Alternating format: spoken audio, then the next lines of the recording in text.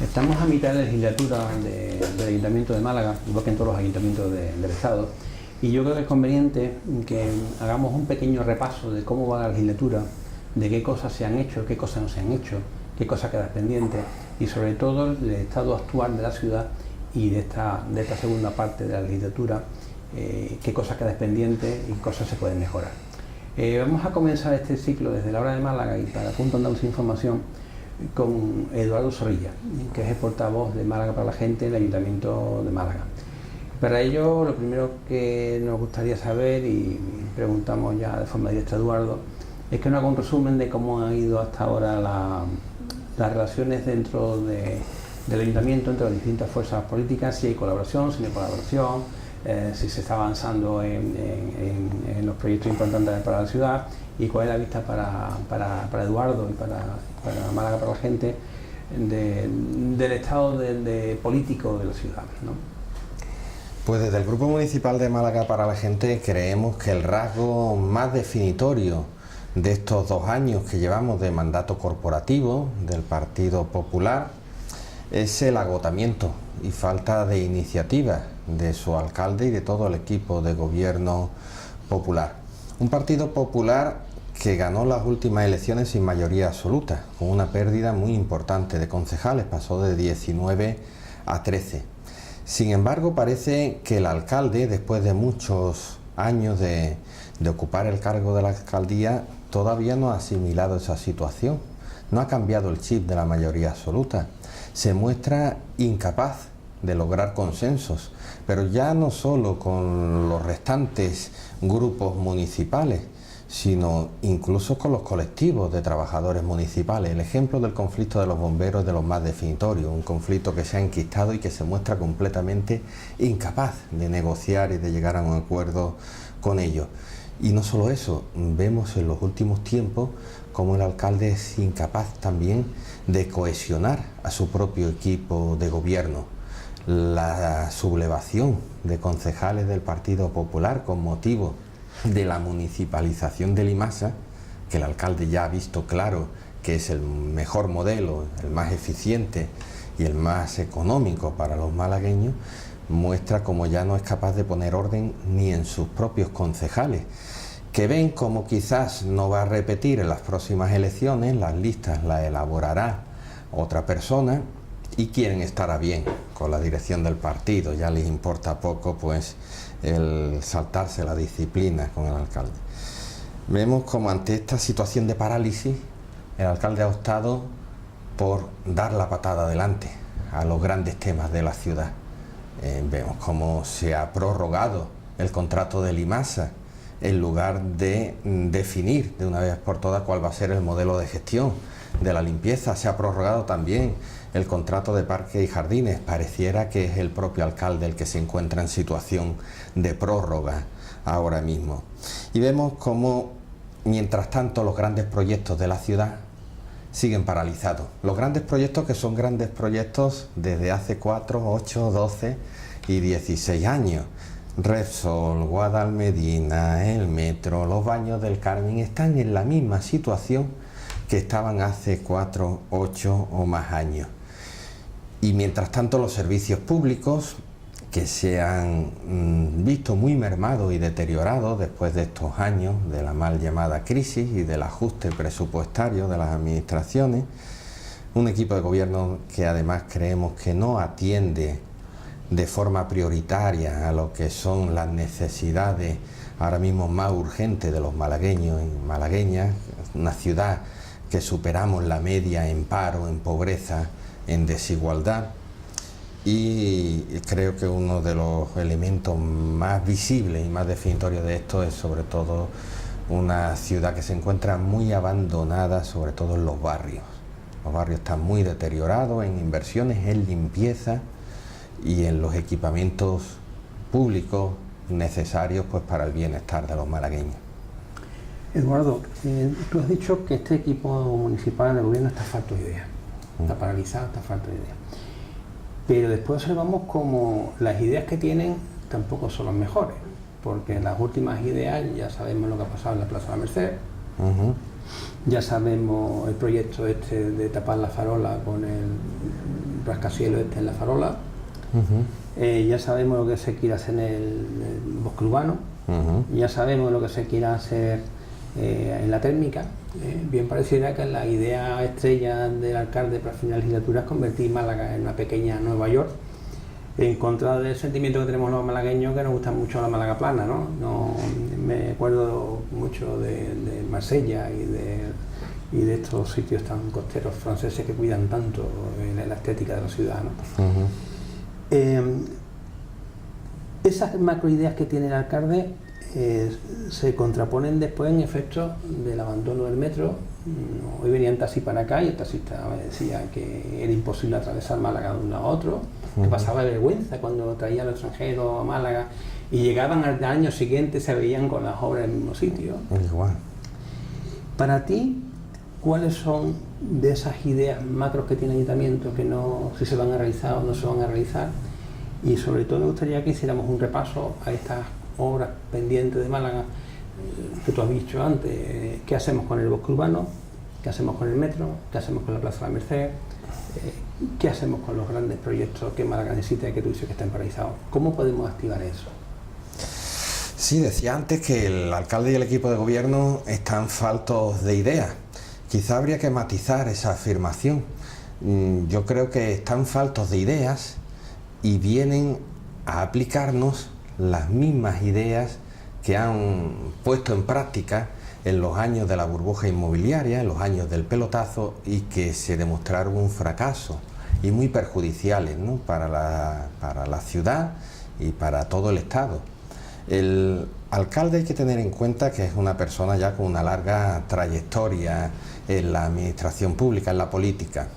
El alcalde comienza en el año 71, aproximadamente, cuando es nombrado delegado de urbanismo en la ciudad de Málaga. Delegado de urbanismo en los años negros del desarrollismo, en los años negros en que se construyeron colmenas de barrios aquí en esta ciudad y en otras muchas ciudades. Posteriormente ha sido presidente de Diputación y luego aquí en la última etapa en el ayuntamiento fue concejal delegado de urbanismo con Celia Villalobos desde el 95 hasta el 2000, si no me equivoco, y desde entonces alcalde. Quiero con esto decir que él ha vivido tanto a principios de los 70 como luego en los años 90, llevando directamente urbanismo, los años del pelotazo inmobiliario, de la burbuja, y sigue manteniendo las mismas ideas de entonces. Ideas que fueron, como decía, muy perjudiciales, pero que en su momento les funcionaban. Les funcionaba al ayuntamiento para hacer caja, aunque fuera a costa de un desarrollo urbanístico desmesurado y de ir inflando la burbuja. Pero esas ideas ya no funcionan. Y el alcalde parece empeñado en estos grandes proyectos, por ejemplo, lo del rascacielos del puerto, o en las torres de Repsol, o en las torres en la térmica, Martiricos, etcétera, en seguir aplicando el mismo modelo urbanístico de los años 90 y 2000. El mismo modelo urbanístico de la época del pelotazo y de la burbuja. Un urbanismo pensado para hacer caja, no para construir ciudad con un modelo de ciudad más vivible, más habitable para los ciudadanos, sino para obtener grandes plusvalías que las obtienen los promotores, por un lado, y el ayuntamiento también a la hora de cobrar esas tasas y esos impuestos. Un urbanismo que nosotros hemos denominado a la carta, donde las normas urbanísticas se cambian y se moldean para cada proyecto, para que tenga encaje. Por ejemplo, en Repsol se recalifican los terrenos y se hace un convenio urbanístico para que en una zona que era industrial pues se puedan edificar grandes rascacielos, en contra de la tendencia de las grandes ciudades europeas, algunas que tú has mencionado y otras muchísimas, donde el crecimiento de las ciudades, que ha ido absorbiendo suelos industriales, se han ido dedicando esos suelos industriales a ampliar zonas verdes, a ampliar equipamientos públicos. Aquí no, aquí cada oportunidad de suelo que queda libre, el alcalde ve una oportunidad de negocio, una oportunidad de construir, aunque sea a costa de aumentar la densidad de población en dos de los distritos más densamente poblados de Europa, como son Cruz de Muñadero o Carretera de Cádiz, y ese modelo es el que sigue aplicando en todos los casos. Mientras otras ciudades en España, después del pinchazo de la burbuja, han intentado repensar el modelo de ciudad, reinventarse, buscar modelos económicos ajenos o no tan basados en la construcción y en el turismo también. Aquí el alcalde sigue empeñado en aplicar el mismo modelo de antes, el mismo modelo de la burbuja inmobiliaria. Nosotros creemos que no tiene, por tanto, un proyecto de ciudad distinto de lo que venía aplicando en los años 90 y 2000. ¿Qué es lo que nosotros propondríamos en los casos concretos en que me has preguntado? Por ejemplo, en el tema del metro, nosotros hemos sido partidarios y así creemos que fue un error en Málaga optar por un metro subterráneo, por el afán de no vamos a ser menos que otras ciudades, dígase Sevilla. Nosotros también queremos un metro soterrado, cuando los expertos en movilidad insistían en que un metro soterrado solamente es sostenible en ciudades más o menos a partir de 1,5 millones de habitantes. O hubiera tenido una justificación si este metro tuviera un trazado metropolitano, es decir, si fuera desde el Rincón de la Victoria a Laurín de la Torre, un trayecto largo, tendría sentido soterrarlo en el centro de la ciudad para mejorar el tiempo de recorrido, ¿no? Pero un metro con un trazado meramente urbano como este debía de haberse optado, y era nuestra opción, por un metro en superficie. Cuestión que hizo Zaragoza, por ejemplo, que empezando el metro más tarde que nosotros, habiendo invertido la mitad de dinero que nosotros, tiene ahora mismo 4 líneas funcionando de metro en superficie a pleno rendimiento, 4 veces más kilómetros que nosotros y, como decía, la mitad de dinero. Así funciona en 300 ciudades europeas, de Francia, de Suiza, de Alemania, etcétera. No obstante, no podemos partir de cero. Lo que hay hecho no puede volverse atrás, que es lo que se trata de hacer sostenible o lo más sostenible posible lo que hay hecho ahora mismo. Y para eso se necesita aumentar el número de viajeros, y para eso se necesita pues que el metro llegue al centro de la ciudad y también se inicie el trayecto hacia el norte, el eje norte, que comenzaría con el trayecto hacia el Hospital Civil, el cual nosotros defendemos. El alcalde, por contra, parece empeñado en seguir bloqueando un proyecto que, por una parte, es un proyecto básico para la movilidad sostenible de la ciudad, y por otra parte, incumplir los acuerdos firmados por él mismo puede suponer al ayuntamiento un coste económico muy importante. En cuanto a lo de los terrenos de Repsol, apoyamos la reivindicación y el proyecto que sostiene y defiende la plataforma Bosque Urbano de Málaga, en la cual participamos. Creemos que tenemos una oportunidad histórica entre los 2 distritos más densamente poblados de la ciudad y 2 de los más densamente poblados de Europa, de aprovechar aquellos terrenos íntegramente para crear un gran pulmón verde para la ciudad. Y en cuanto a otros proyectos, como por ejemplo los Baños del Carmen, pues defendemos que después de 100 años de excepción a la norma, que afortunadamente sigue vigente en nuestro estado, que no así en otros países, de que las playas son terrenos públicos, es decir, propiedad de todos los ciudadanos y ciudadanas, hay que acabar ya con esa excepción que supone los Baños del Carmen y recuperar el dominio público, regenerarlo, como se comprometió Costas hace tiempo, y se comprometió también el ayuntamiento en la parte que le toca con el plan especial, y hacer de un enclave que es no solo emblemático de la ciudad, sino un lugar privilegiado que pocas ciudades pueden presumir de ello, pues hacer un lugar que sea disfrutable por la ciudadanía, que no sea un coto vedado como lo era antiguamente para uso exclusivo de la burguesía o de una minoría de la ciudad. Y en definitiva creemos que hay que cambiar la visión del proyecto de ciudad en cuanto al desarrollo urbanístico. Hay que tender, en vez de al crecimiento desaforado de la ciudad, que consume más recursos y más energía, en dotar de servicios, a consolidar lo que ahora mismo hay construido, mejorando los servicios, mejorando los equipamientos. Y Málaga tiene un déficit muy importante en zonas verdes y arbolados, que además una ciudad calurosa como esta pues necesita, más que otras, que hay que suplir con una inversión fuerte que recupere los años perdidos hasta ahora. Hay que aumentar el número de zonas verdes en la ciudad. Optamos por también crear un cinturón verde en torno a la ciudad de Málaga, que partiría pues desde los terrenos de Arraijanal y Campamento Benítez, Sierra de Churriana, Monte de la Tortuga, Cerro Coronado, Monte de Málaga, Monte de San Antón, etcétera, como en otras grandes ciudades europeas, un cinturón verde que mejoraría la calidad ambiental, el nivel de vida de los malagueños, y también climatológicamente pues supone una seguridad y un colchón ante el riesgo de inundaciones, que por la propia orografía de la ciudad pues es recurrente aquí en Málaga. Eduardo, dos cosas que no quiero que se me olviden. Cultura.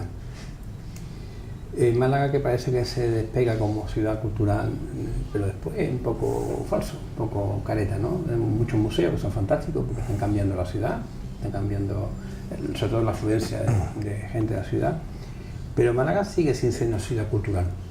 Seguimos sin teatro en los barrios, seguimos sin auditorio de música, nos faltan bibliotecas, faltan espacios donde los chicos puedan ir a estudiar fuera de su casa. ¿Qué proyectos podemos poner en marcha o qué proyectos se podían poner en marcha para que realmente Málaga fuese una ciudad de referencia cultural a nivel mundial, más allá del museo, sino que realmente el malagueño Málaga, pues una ciudad culta desde abajo arriba, no solamente la fachada, ¿no? ¿Y cómo podemos solucionar eso? Pues me parece muy interesante la pregunta que me hace, y además en la propia pregunta hay algunos elementos clave. Yo creo que hay que desmontar la gran mentira del Partido Popular respecto al nivel cultural adquirido por la ciudad de Málaga. Es falso. Además, aquí se ha entendido la cultura como un mero reclamo turístico, y no es eso. Ni la cultura es solamente la política, ni la política cultural es solamente la política de museos, ni la política de museos solamente puede ser acumular museos sin ton ni son, museos franquicia en su mayoría.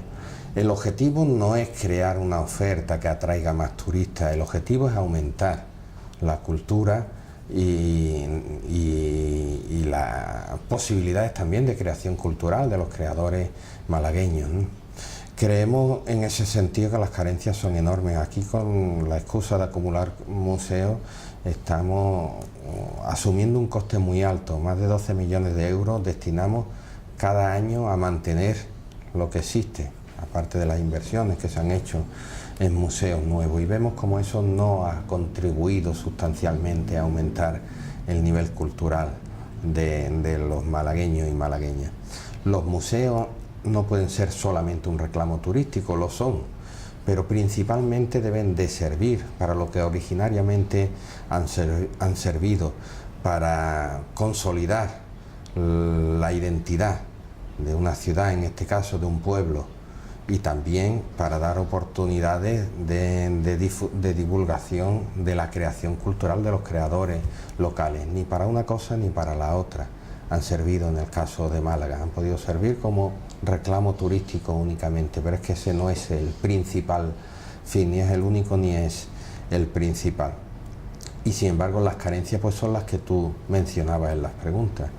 Tenemos unas bibliotecas municipales de distrito cada vez más deterioradas, con menos personal, que sin inversiones en nuevos fondos sustanciales, sin inversiones en nuevas instalaciones. Algunas son completamente inaccesibles a personas que sufran algún tipo de discapacidad. Vemos como los creadores malagueños pues no tienen opciones ahora mismo de exponer sus creaciones, pero ni los creadores plásticos, ni tampoco los artistas musicales, etcétera.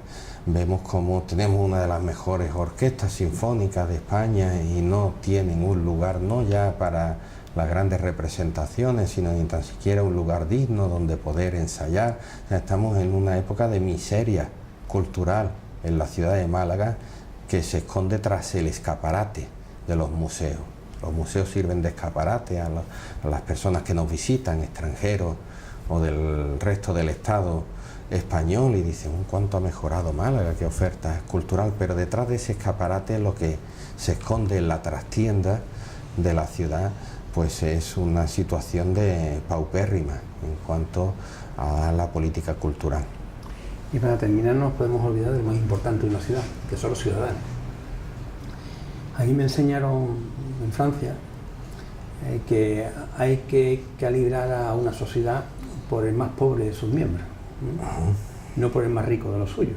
O sea, el nivel económico, el nivel social de Málaga es igual al más pobre de los malagueños, porque mientras haya un malagueño pobre, Málaga será pobre. ¿Cómo está la atención a la ciudadana en ese sentido? ¿Cómo se están cubriendo las necesidades de los más necesitados? De aquellos que no tienen para llegar a final de mes, que no llega para final de mes, es para comer todos los días. Por desgracia, todavía sufrimos la vergüenza de ver las colas de la gente, de malagueños, pidiendo para comer y llevándose comida, ¿no? ¿Cómo está atendiendo, según vosotros, el ayuntamiento a estas personas? ¿Cómo se puede cambiar eso? ¿Y cómo hacemos de Málaga una ciudad realmente donde dentro de las posibilidades se erradique la pobreza extrema que tenemos? Pues la verdad es que creemos que en Málaga estamos viviendo una situación de auténtica emergencia social. Lo estamos viviendo no de ahora, sino de hace pues ya muchos años. Era ya una ciudad donde los niveles de paro, de pobreza, eran superiores a la media, pero esta situación ha empeorado incluso. El paro ha crecido, no solo el paro, sino que el número de trabajadores precarios, trabajadores y trabajadoras pobres, también ha crecido en los últimos años y ha crecido enormemente la desigualdad en una ciudad que ya era muy desigual. Esto no nos lo inventamos nosotros, son datos extraídos del Observatorio de los Servicios Sociales del Ayuntamiento de Málaga, donde señalan como, por ejemplo, una de cada 4 personas en Málaga se encuentra en riesgo de exclusión social, y esa cifra aumenta en el caso de los niños y niñas. 1 de cada 3 menores está en esa situación de exclusión social ahora mismo en la ciudad de Málaga. Vemos por el informe Gini también como la desigualdad en Málaga es de las más altas de España y también de Europa, por no hablar, como decía, de las cifras de desempleo. Como decía, esta situación ha empeorado en los últimos años. Es verdad que no es responsabilidad solo del ayuntamiento, es también de otras administraciones. Las políticas de empleo, las políticas económicas son también competencia de otras administraciones, pero también es verdad, y nosotros no nos cansamos de recalcar y de recordárselo al alcalde, que el ayuntamiento, como administración más cercana a los ciudadanos, tiene que dar respuesta a estas situaciones. Tiene que poner todo de su parte y poner la prioridad donde está ahora mismo la mayor necesidad, la necesidad de la emergencia social en la que estamos viviendo. Hay que reconocer, yo no me gusta ser riguroso en estas cosas, que ha aumentado el gasto social del ayuntamiento en los últimos años, pero hay que recalcar que no ha aumentado en la proporción en que han aumentado las necesidades. Las necesidades han aumentado mucho más de lo que es el esfuerzo del ayuntamiento. Vemos como las ayudas que ahora mismo se prestan por los servicios sociales son completamente insuficientes. Los propios servicios sociales están desbordados. Basta más que hablar con cualquier trabajador o trabajadora social del ayuntamiento, que en su mayoría, en su inmensa mayoría, hacen un esfuerzo enorme y tienen una verdadera vocación de servicio público y mucha sensibilidad social. Pero es un sector donde falta personal, falta plantilla, que se ha suplido mal mediante contrataciones externas con grandes empresas como CLECE y demás, que en los últimos años pues quieren sacar tajada de negocio también pues de los servicios públicos municipales. Vemos como el tema de la vivienda es quizás hoy una de las mayores emergencias sociales en la ciudad de Málaga. Esta situación ha empeorado mucho en los últimos años. Las administraciones han dejado de promover vivienda pública. No contamos como en otros países europeos, como Francia, en Holanda, Inglaterra, mismamente, con un parque de viviendas público suficiente para atender estas situaciones, ni con un parque de viviendas privado en alquiler, tampoco. Y esto se ha visto muy agravado por 2 cuestiones. Las administraciones central y autonómicas, fundamentalmente, han dejado de destinar fondos para la promoción de vivienda en alquiler. Los planes estatales y andaluces del suelo y de la vivienda son paupérrimos, y por otro lado estamos viviendo un fenómeno en el que no nos cansamos. También hemos presentado varias iniciativas para que el Ayuntamiento de Málaga empiece a tomar medidas correctoras como otros ayuntamientos están haciendo antes que el problema sea mayor, y nos referimos a los alojamientos turísticos, que por un lado están deteriorando la calidad de la oferta turística que prestamos en la ciudad de Málaga, y lo que promueve pues es un turismo de menor coste y de menor rendimiento para la ciudad, aparte que genera mucho más problemas, y por otro lado está creando un problema muy importante, y es que se están retirando viviendas del alquiler para destinarlos a alojamientos turísticos. Desde que en mayo de 2016 se promulgó el decreto de la Junta para regularizar los alojamientos turísticos, hemos vivido una verdadera avalancha mes a mes de solicitudes de alojamientos turísticos, y esas son las que están legalizadas. Hay otras muchas, no sabemos cuántas, que están fuera del control de la administración, y todo esto son viviendas que se están retirando del alquiler. Estamos viendo como, por ejemplo, la Oficina del Derecho a la Vivienda, que se creó en el Ayuntamiento merced a una moción que presentó este grupo municipal, está dando un servicio a personas que se encuentran en situación pues a punto de ser desahuciadas, sin vivienda, etcétera. Hay un grupo pequeño pero muy abnegado de profesionales allí, no tiene los medios para atender estas situaciones. Es más, en los casos en que se le otorga ayuda a familias que lo necesitan para poder acceder a un alquiler, el problema no es que te den la ayuda económica, el problema es luego encontrar un piso que te lo alquilen, y no somos incapaces. Esto no se va a solucionar hasta que las administraciones no vuelvan a promover viviendas en alquiler, aparte de otras medidas para forzar a que no haya pisos vacíos, a que los bancos pongan en el mercado el stock de viviendas que tienen y que no quieren colaborar, etcétera, etcétera. Pues muy bien, pues muchísimas gracias. Esperamos que en los próximos años que quedan las cosas puedan cambiar un poco, no es difícil. Esperamos también, que lucharemos por ello. La calidad de la vida en Málaga se pueda mejorar un poco, sobre todo la calidad de la vida de los malagueños más necesitados. Al final, por supuesto, a veces parece que el ayuntamiento se olvida de ellos, ¿no? Y creo que no. Pues muchas gracias, Eduardo. Gracias a vosotros, siempre. ¿Nos pagará un par de requisitos, no?